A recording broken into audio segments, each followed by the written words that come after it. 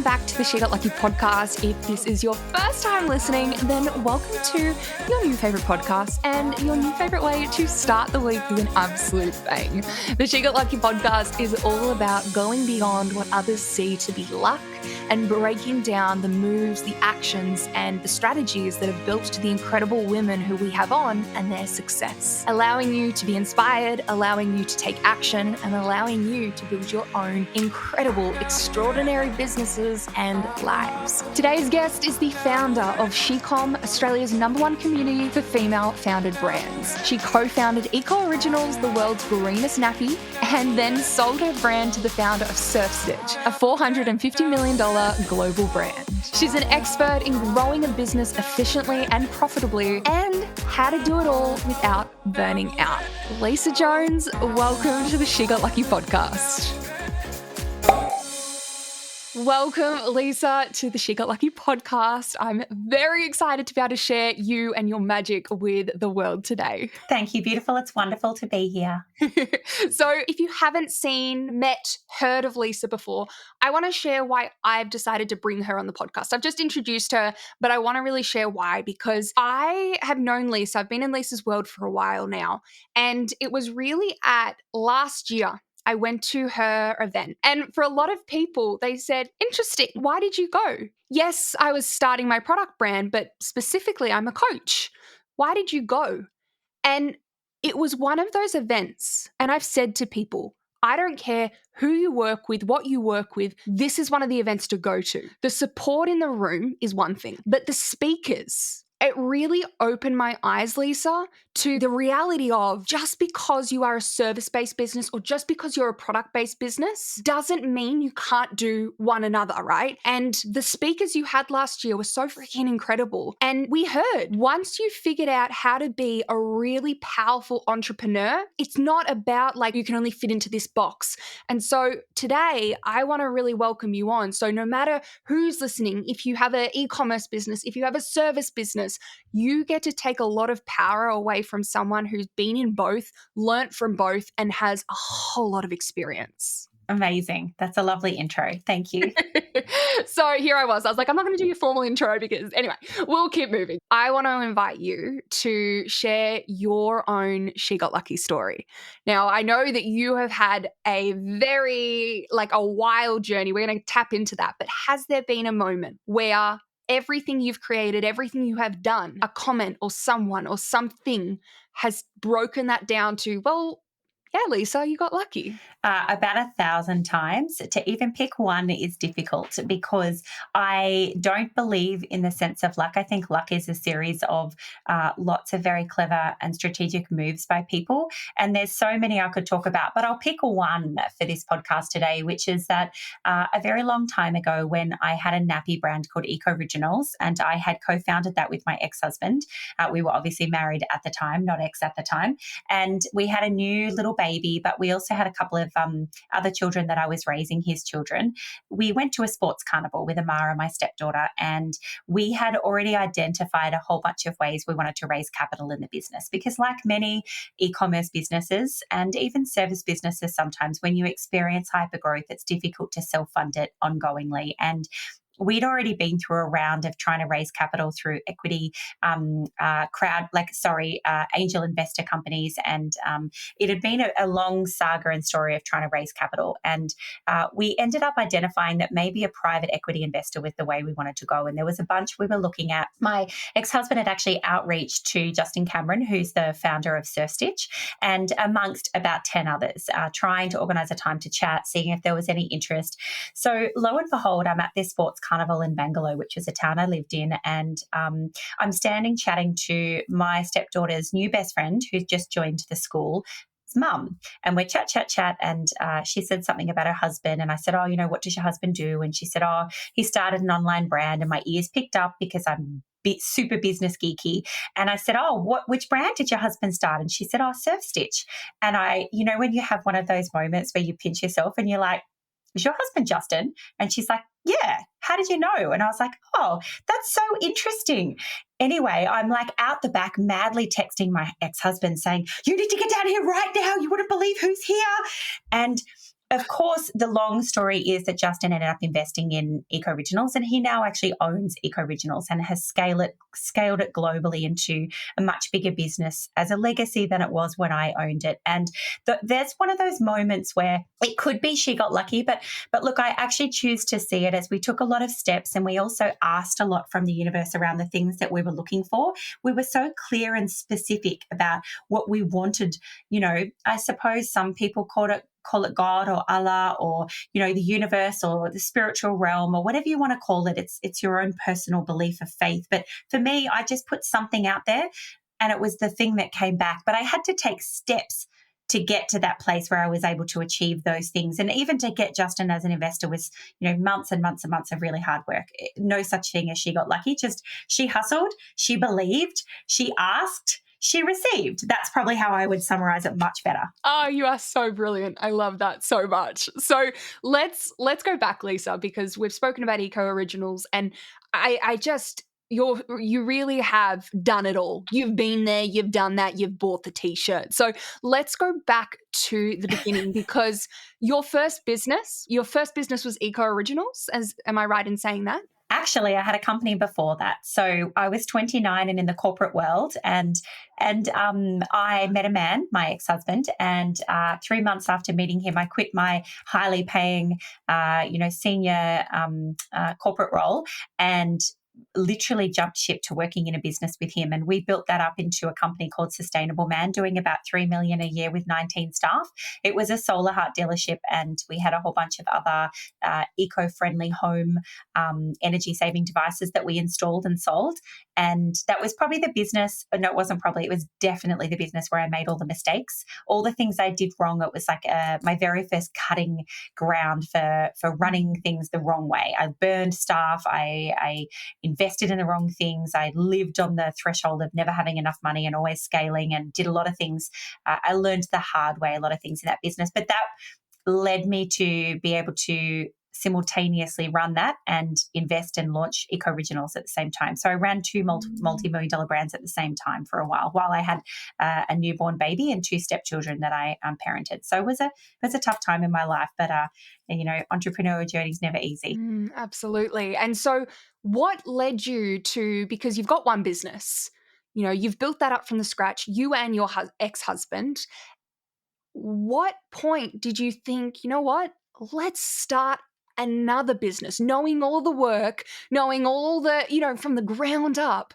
What led you to think, okay, let's do this, let's start this again? I can tell you the answer for that super easily. And I know that a lot of listeners will fall into a few different categories. There'll be e-commerce brand owners listening. There'll probably be service businesses listening. And then there'll be some business owners who, like us, were part of a franchisee model. We were resellers of other people's products. And that does fall into a few different, even e-commerce businesses can be resellers of other people's products. But it's a difficult place to come from because your margins are really low and you're also beholden to having to market products in a certain way that may not match the way you want to sell them. In our case, it was very corporate because we had a Solar Heart territory and we weren't allowed to be entrepreneurial. It was very much a just follow the yellow brick road that we've already paved for you as a franchisee owner. And when you're entrepreneurial, that chafed a lot for me.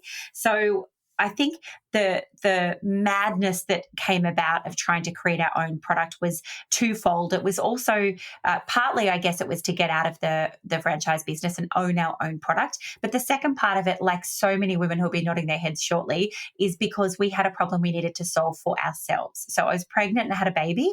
And while I was pregnant, we were hunting around for nappies and we couldn't get over how there were so many really, really bad nappies for the world. Like I'm talking about made of chemicals that you would not want to wrap around your child that took 500 years to break down in landfill. And that was the predominant nappy category. But then there were some eco-friendly nappies, but they were all from Europe and they were 2 or 3 times the price. And we were like, where is the product that we can buy that is eco, but is, affordable? And that's when we realized, because we wanted to solve our own problem, that there was a friction point out there for other people too that didn't want to put reusable nappies in their washing machine, because the idea of baby poo in my nappy in my washing machine never resonated with me.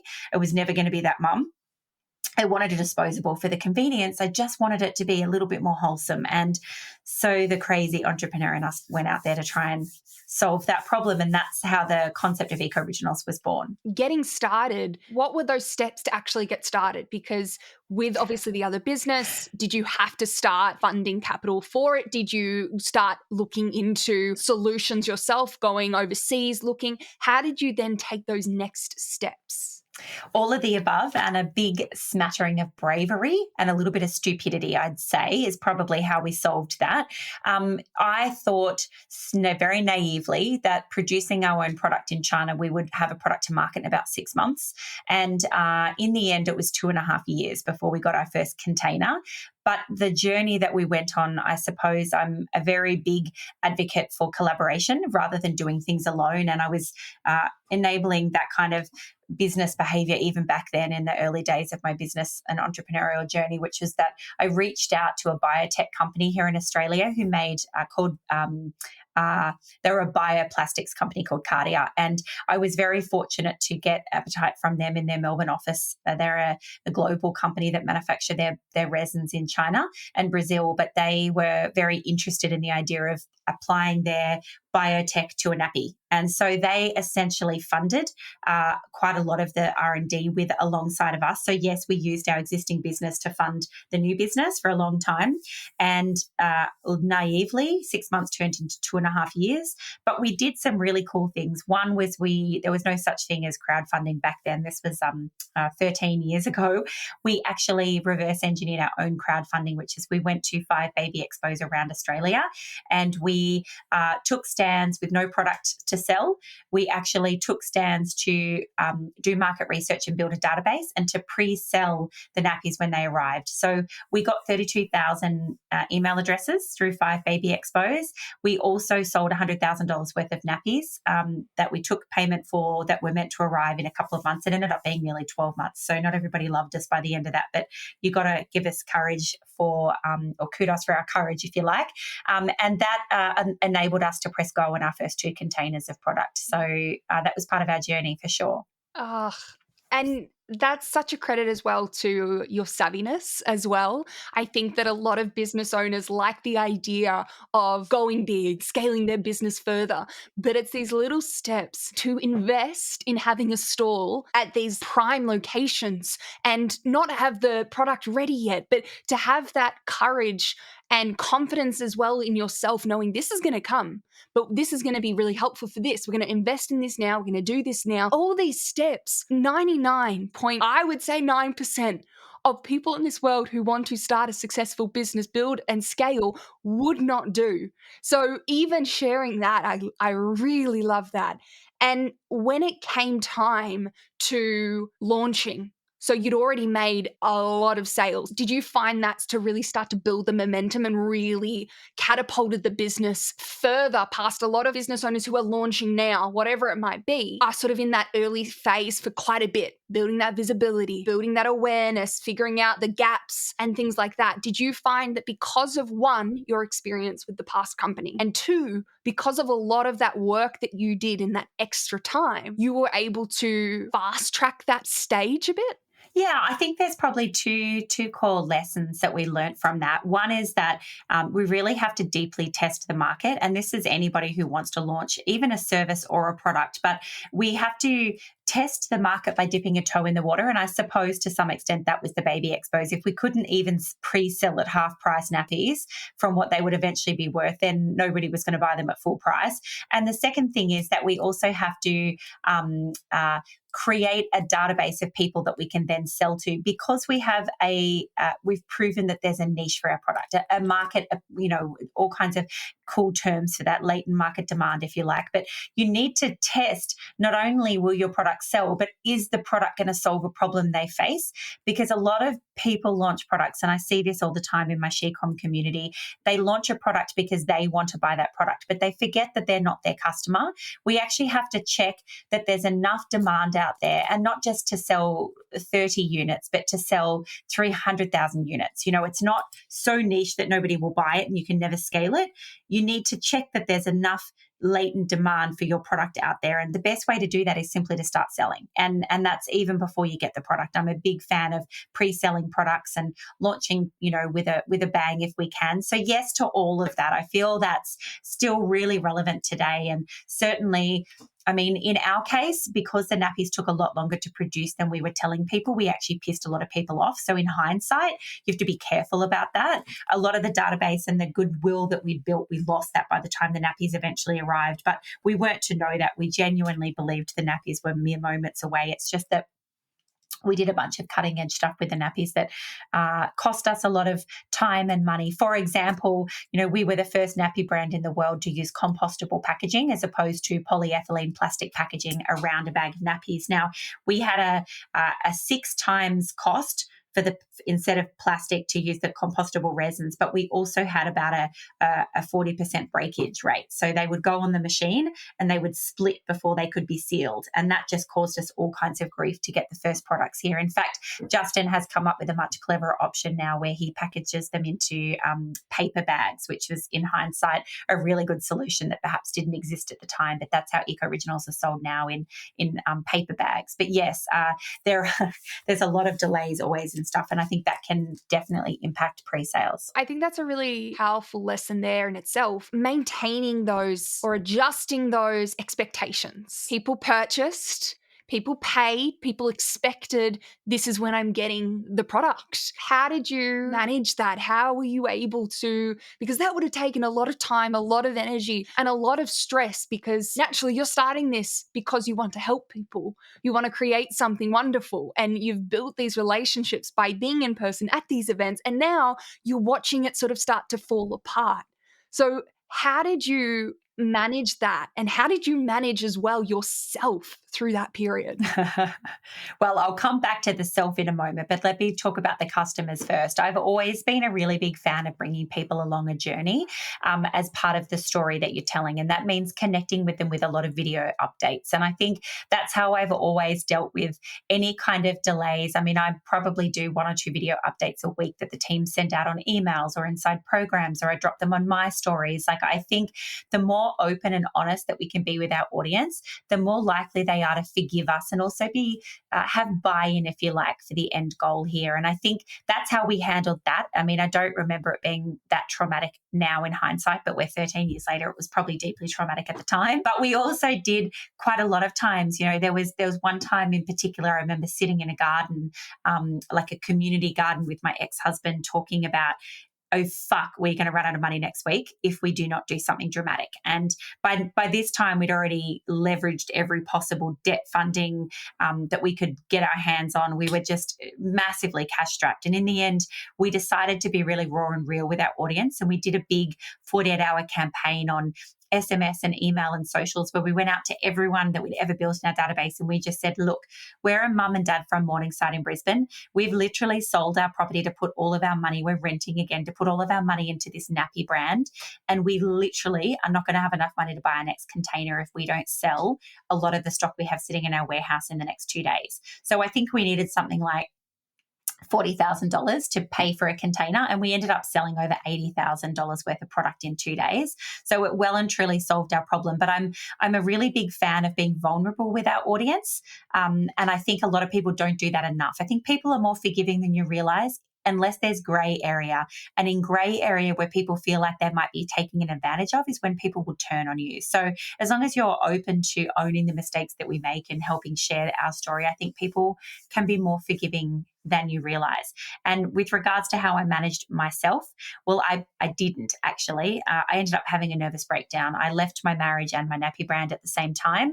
And I literally had to sleep for like 18 hours a day for about nearly 2 years. It was a really big not a particularly grey area in my life. And I think that women in particular are really not good at putting themselves at their top of their to-do list. In fact, we push ourselves to the bottom of the to-do list constantly. And even now, building Shecom, I have 30 staff and, a husband and a daughter and 2 dogs. And I have a beautiful gym set up outside. And for about 3 weeks now, I haven't worked out once. And it's not the desire to do a workout. It's actually that I'm up at 4 a.m. working on my business. And by the time I then do school runs, breakfast, and then get myself back for my 8 o'clock meetings, I literally don't have time to work out. So I think women in general are really bad at prioritizing ourselves. And I think we could probably all do with a lot more slowness of occasion. One thing I've done lately that's made a really big difference in my life is on the weekends. I'm not a business owner. I'm a mum and a wife, and I look after myself and my family on the weekends, and I deeply rest. And I literally go to think about work and I say to myself, nope, you're not your business this weekend, girl.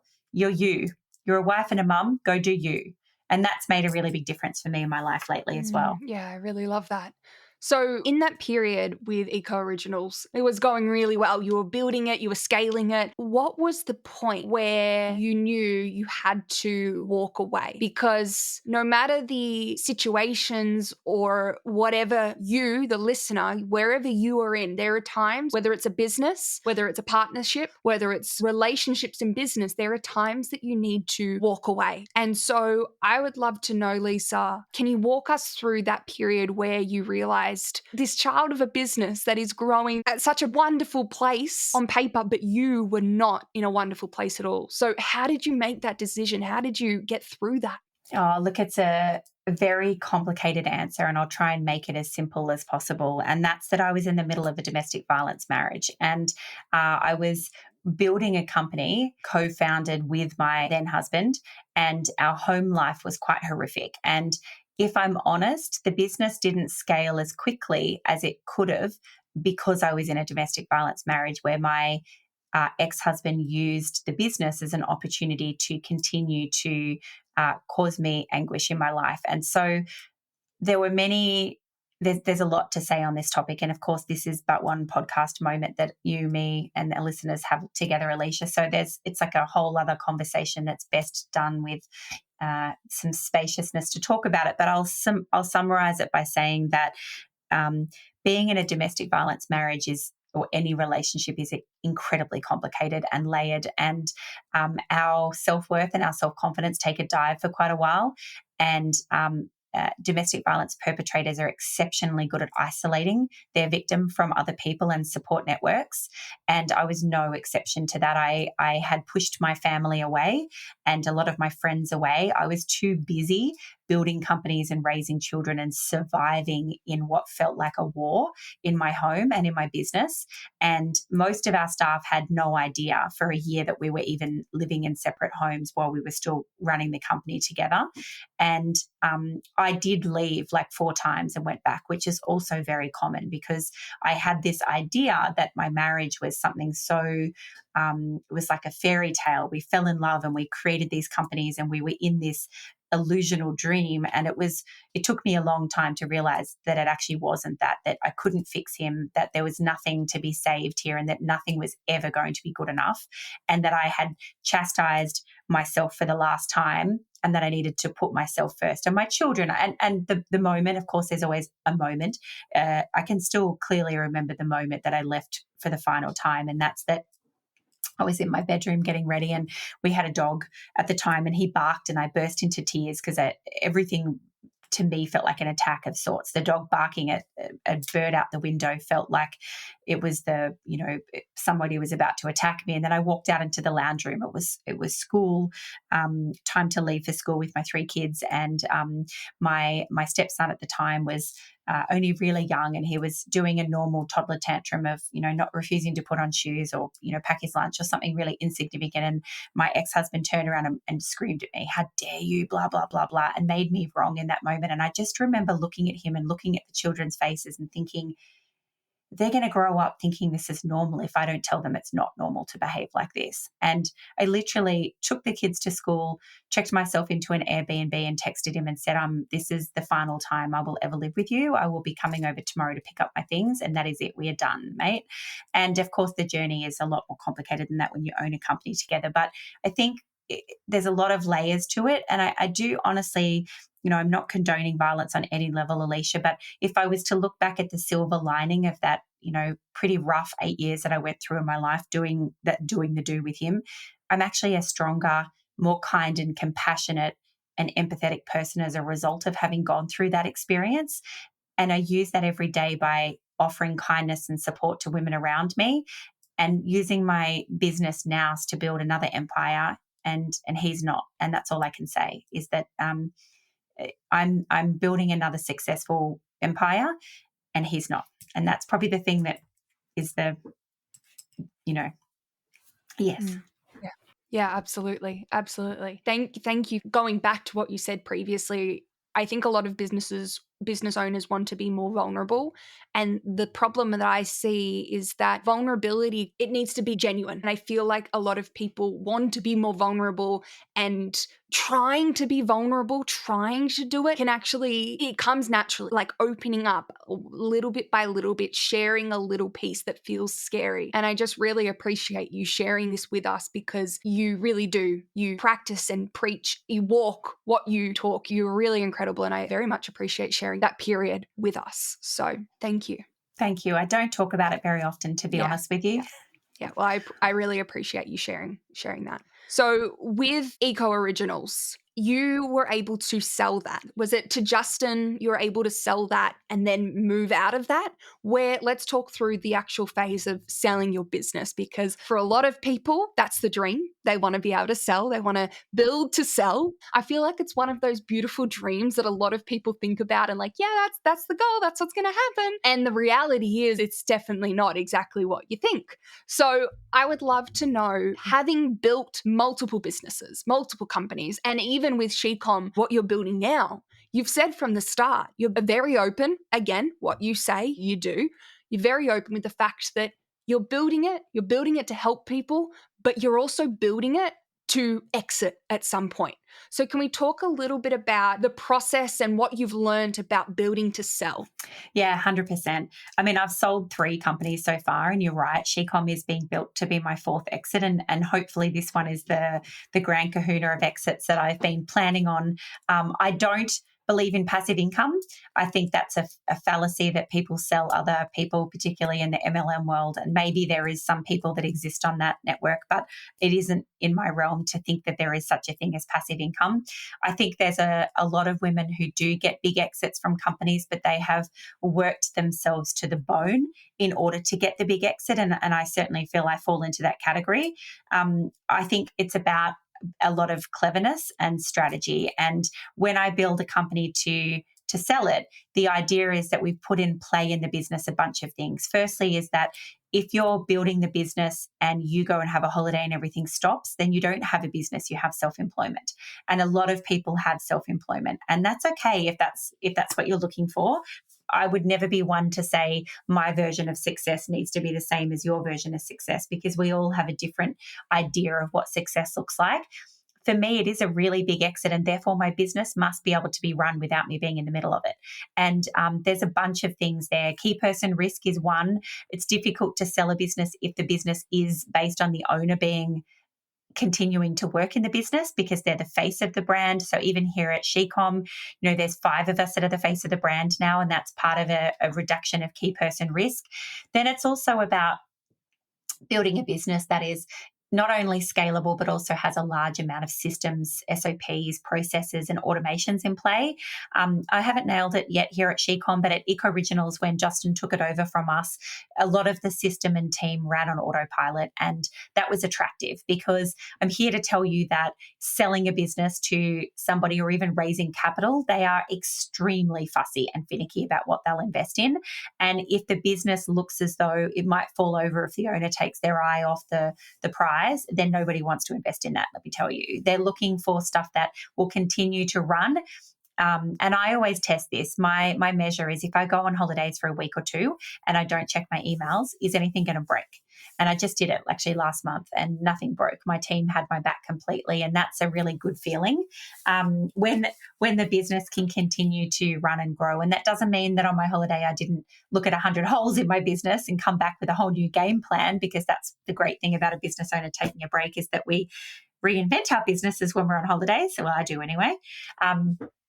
But yes, look, I think businesses to sell are absolutely the kahuna of building a business. It's just harder than people think it is to do so. Yeah, absolutely. And one thing that I've seen recently, Lisa, is a lot of business owners, specifically in the e-commerce world, have hired somebody to do their marketing, to sort of be the face of their marketing. And it's working really well. I'm seeing this with brands such as Gem, such as Kick, sort of. Like, you've got the founders and they're still the face, but you've got these people who are coming in, the marketing, wizards, and they're thinking of ideas and concepts, and they're sort of the face. And so I'm loving watching this. It really is. I'm seeing it everywhere. However, my question for you is, as somebody who has had multiple companies and you've built them, a lot of them to sell, the risk of this is that when you have somebody who becomes sort of like the secondary face to your brand and they want to leave, it's no secret, like, a lot of these are in their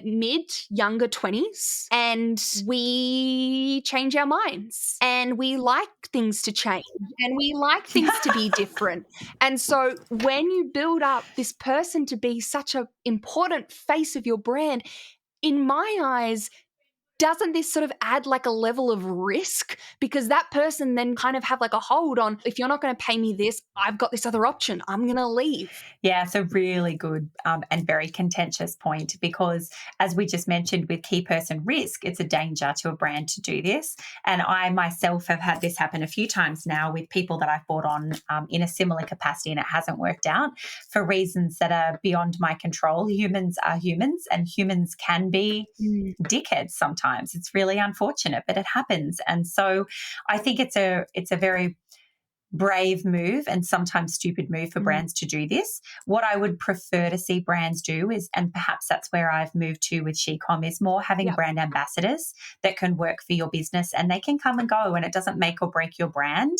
So I suppose there's two things I'd really like to clearly say. One, as I said, is having multiple people who come in and out of your brand, almost like a seasonal ambassador, is quite clever, because they can disappear, but the brand stays whole. And it also means that you can keep your brand fresh by bringing new people in from time to time.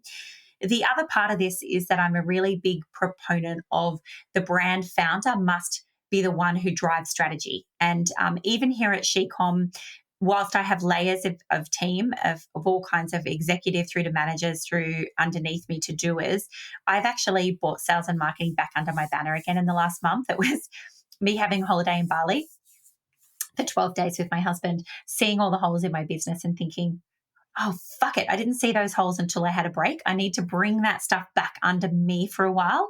And so I'm on the front line executing again at the moment, not actually executing, but leading the team and conducting the marketing and sales for SheCom at the moment, because as a brand owner, I honestly believe you can never outsource sales and marketing to anybody else to do it the way that you can do it as a brand founder. And I don't know any examples where that's successfully worked. That doesn't mean that we can't have people who run sections of the strategy that we as owners deliver, but it's a really risky thing. And probably the flip side of this is that I see all the time the most beautiful women who want to look for somebody to do this for their business, usually because they are themselves a creator. They're like, oh, I've created the most beautiful products and they're so amazing. Now I just want somebody else to sell it. And the truth is, it doesn't really work like that. It doesn't really matter what a creative you are or how incredible you are at creating products. If you don't know how to sell them, it's very rare that you can navigate that without actually being the driver of sales yourself. Occasionally, a husband and wife team might work because the husband might be the sales and marketing engine and she's the creator. Most of the time, business partnerships fall apart because two women might get together. One might say, well, I've created it all, now you go and sell it all. But well, that doesn't always work. Women in business together often, well, humans just can be disappointing, Alicia, is what I've discovered in all my years in business, is that it doesn't really matter how we set out to do something, and it often doesn't matter about the contractual agreements or even the moral agreements we make together. Humans can just be dickheads. And so you have to assume that can happen. And I think that's where we have to be really careful as business owners to always lead it ourselves. We have to run the strategy, and then we have to be really careful around the KPIs of the people that sit underneath us to make sure they continue to deliver to meet our Yeah, I really strategies. love that because I'm seeing it everywhere and I'm loving watching it. I'm loving watching these brands who have someone with the fresh take kind of come in and make it really fun. And they're sort of going rogue with, like even, I've forgotten their name, but a nappy brand in New Zealand. I was like, they're blowing up and they're nappies. You're able to sell anything with this sort of approach at this moment. So I really love that we've been able to dive into that. One other really key part, which sort of starts to come into SheCom because I want to talk about this, but is your power, your superpower, Lisa, of networking and building connections. And this, I really do feel, is where so much of the success of SheCom. We're going to dive into this, but SheCom is a really beautiful community for women in e-commerce. And I don't feel like it would be the success that it already is if it wasn't for your ability to network, build connections, and bring like-minded people together. Can we talk a little bit about networking? It feels really icky. I feel like we need a new name for it because when someone says, oh, it's a networking event, it's like, all right, let me take a anxiety tablet or something like that and so I can go and do this, So you've built really beautiful connections with so many people, myself included. And a lot of the time it starts with perhaps a message on Instagram or LinkedIn or something like that. How has networking really pivoted you and your journey? Yeah, that's also an incredibly interesting and topical question. And I think I'm with you that I was for a year or so involved in a breakfast networking group and I hated every minute of it. And in hindsight, there is a lot of people who have small businesses that really survive in those networking breakfasts. But the minute that I left my networking group, they just all cut me off. Like if I would see them in the street, they would cross to the other side, which made me feel like it was never genuine. It was simply a lever for them to see how they could milk me, if you like. And I think a lot of them milk each other. And I think if I'm really honest, I don't call it networking ever. I suppose what I do for me is very organic and it comes from a place of serving. And that's a completely different take than Yes. networking. And when I reach out to women to support them, I say, like, how can I help you? It's never about what I want from them. It's about how can I support them? And sure, sometimes it goes both ways, but and I'm also very good at asking when I'm feeling vulnerable, like, oh my God, I need more ticket sales for this. Can anyone help? But it's never served in a way where it feels pressury I just think if we come from a place of genuineness and warmth and kindness and genuinely helping others, I wouldn't describe myself actually as a very good networker. It's funny because I have built an incredible community, but for me, it's a community which is completely different to networking. And yeah, it's organic. I don't cold outreach anyone. It kind of happens when we invite people to the podcast or to speak on a stage, and then we start chatting, and it feels so good to talk about our favorite topics together that friendship just comes off the back of that without even trying. And that's kind of what I would call my version of I networking. love that. I love that because I think for me, networking, I would more say is closer to collaborating because it really is about connecting and being able to help one another. It's like this person can help you with this, you can help them with that.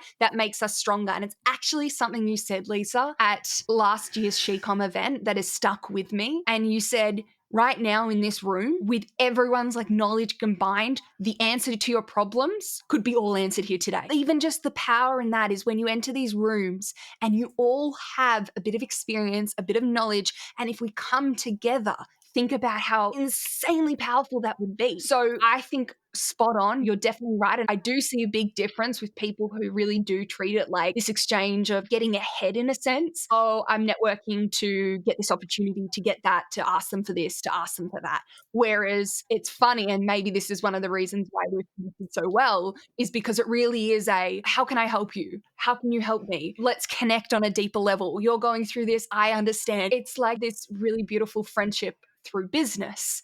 And I really feel like that's the power power of building these connections and like connections and collaborations. That's what I sort of call it, rather than let's go with that rather than networking now. Well, let's share, Alicia, to the listeners today that last year I invited you to be a judge in the SheCom Product Awards. And then I found out you were flying up from Melbourne. And I was driving up at the time from Jervis Bay, and I was arriving in Sydney with a ute load of stuff in a tray. And I said to you, let me pick you up at the airport on the way through. And I did. I literally swung past the airport. I picked you up. You jumped in the front of the ute with me. And we just literally talked about our deepest personal lives for the 30 or 40 minutes into the city.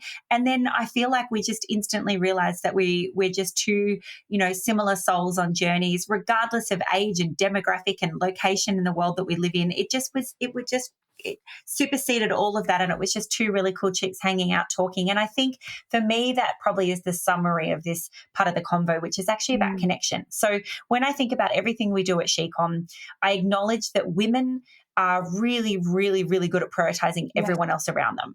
And especially mums, we prioritize our kids, our husbands, our pets way before we prioritize ourselves. And so often that means that our own cups are empty. And what I love to do with women when we get together, it's actually about filling up our cups. And that could be anything from getting the opportunity to put a cute dress on and feel beautiful at an event. And as you summarized beautifully, it's like get all the problems that you face in your Brisbane solved in a room full of women who can help you solve it. But it could be, so much more significant than that. One of our ladies who came to SheCom Live last year, which you were at, Gabby from CNY Cubes, she's actually very invested in SheCom now. She's one of the 5 faces I mentioned. But at the time, and this is only like 11, 12 months ago, Gabby was brand new to SheCom, and her husband and her fiance and her mum bought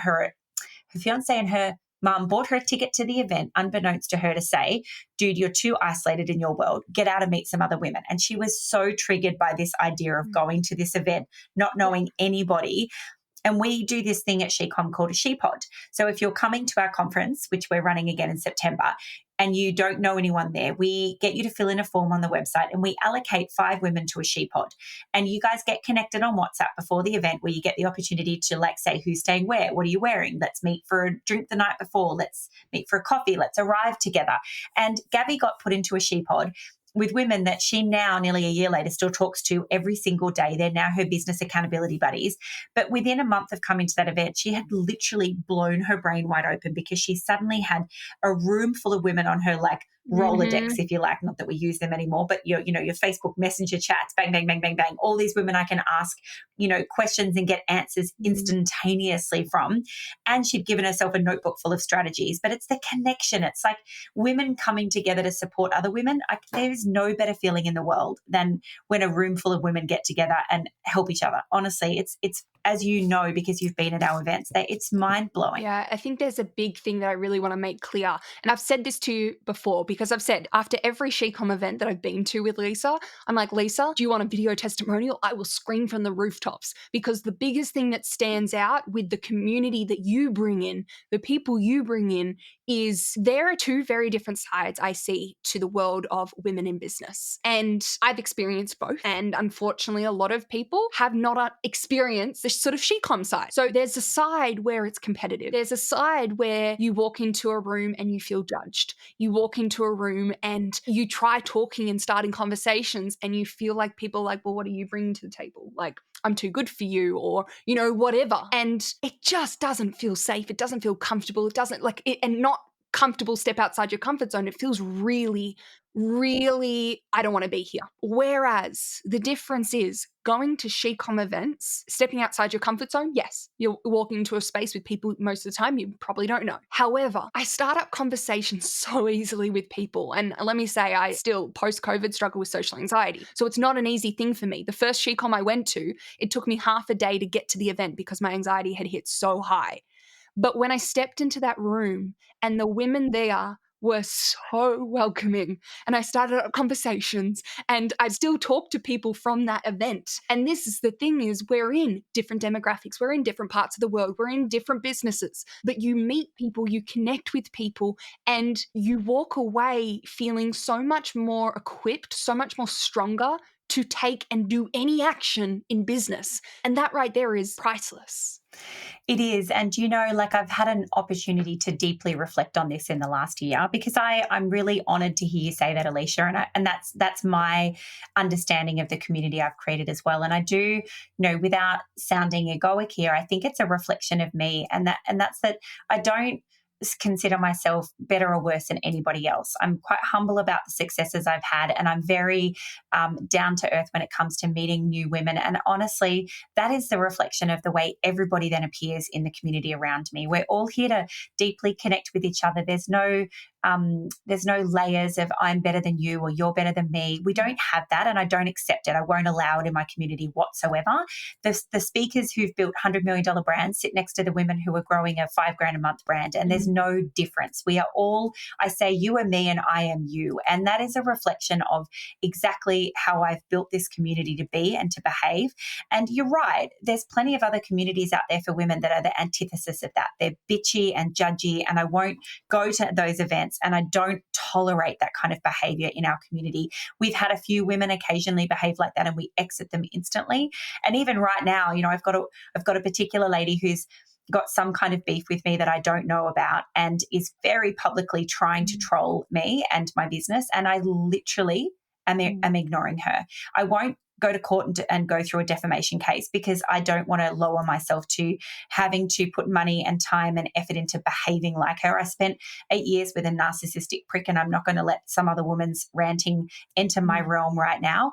I choose kindness. And in fact, I got a tattoo on my hip last year and it says, choose kindness, stay humble, and be present. And that's pretty much my mantra for life. I'm like, you know what? I feel sorry for you. Go and do you. People will eventually realize about you. For me, I'm here supporting women and uplifting them. And that takes full time from me between being a mum and a wife and looking after my beautiful team of 30 of us and this community of, tens of thousands of women. I've got my hands full. I don't need to lower myself to your sewerage level. So I'm just not going to. And I think that summarizes what we do here at SheCom. Yeah, absolutely. I couldn't agree more. And what we'll do, Lisa, is we'll put in the show notes, we'll put all the details and things like that. I'll put the details to come find you, come connect with you. Join SheCom actually has a free community. So if you are, and correct me if I'm wrong, Lisa, but if you are in Australia or New Zealand and you're an e-commerce business owner, you can, or you're in the e-commerce world, you can come and join that community. And let me tell you, that is like the best place to start because one, you hear about all the things that are coming up. Two, the amount of like trainings and help that you all provide is insane. And three, there's constantly women in there looking for help and vice versa. You can look for help and the knowledge that people offer up is incredible. And that is just a small little snippet of what you experience, whether it be in your coaching spaces or at the events. That's what you experience. People willingly giving you their information, their time, their help, because they actually want you to do well. So, Lisa, can you tell us a little bit about SheCom this year? Because it's going to be a freaking epic, epic, epic event. And I know that you literally, this is not for anyone who has never run an event before. It is not a money-making thing. It is about a community, bringing people together, that sort of thing. And you really do put so much into this event. You do not hold back. So can you give us some little spoilers of SheCom? Yeah, 100%. So it's SheCom Live is the name of our conference, and it's 5 to 7 September at W in Brisbane. We do 5-star. I'll be honest. It's because women are really tight ass on themselves, and I find that women often will not take themselves to the beautiful places. And yet we're also very driven by aesthetically pleasing stuff and beautiful food and chocolates and great conversation and a margarita or a glass of wine on the balcony overlooking the beautiful view. Those kind of things actually do fill up our cups.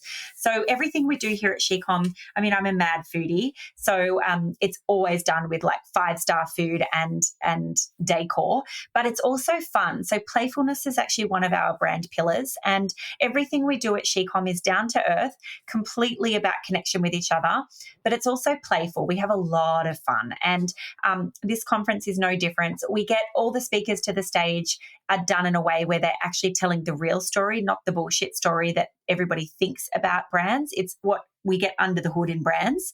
That's a really important piece. And then it's a lot of very down-to-earth women who want to be your friend, who are going to hug you and laugh, and a whole bunch of partners. We have around 20 partners that come to SheCom Live with their software brands. And that's because there's a whole ecosystem out there now for e-commerce brand owners that can transform their businesses. And we need to bring those partners to them. So it's a bunch of things. It's strategies and actionable stuff they can take back to their brand instantly. And as you said, every problem they face in their business will likely be discussed in private little chats or in big stage chats during the 2.5 days. But it's also about deeply filling up their cups and laughing and wearing something pretty. And we do lots of random giveaways. We have lots of surprises and activations. And it's very spoily, as in we spoil you. And I think it's a really important thing. There's payment plans on it. It's not about breaking the bank. You're right. We make no money on the event itself. It's actually if I'm really honest, it's a total pain in the butt for us to put on, because there's a lot of, it takes a lot of our team's attention off the other things that we do here at SheCom, which is coaching programs and other incredible pieces.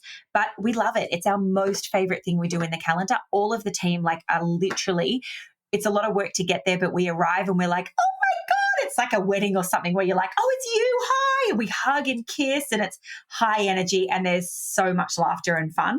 The most down-to-earth crowd you'll ever meet. Not a wanker in sight, I promise. Well, I don't know how we could finish this conversation better. Not a wanker in sight. We love that so much. So look, as I said, I will put the details below. But Lisa, what is the best way, anyone who's listening right now, and for any part of this conversation, because I know that we could talk for more, we could have more episodes on all these little areas we've just touched on. But if there's somebody listening and for whatever part want more, want to speak to you more, have an opportunity for you because they want your story to be told to someone else, or they want to get help with their e-commerce brand or perhaps starting one, where are the best places to begin? Brilliant. So if they head to shecom.co, they'll find the links to almost everything. So that's our website, and we also have shecom_co on Insta.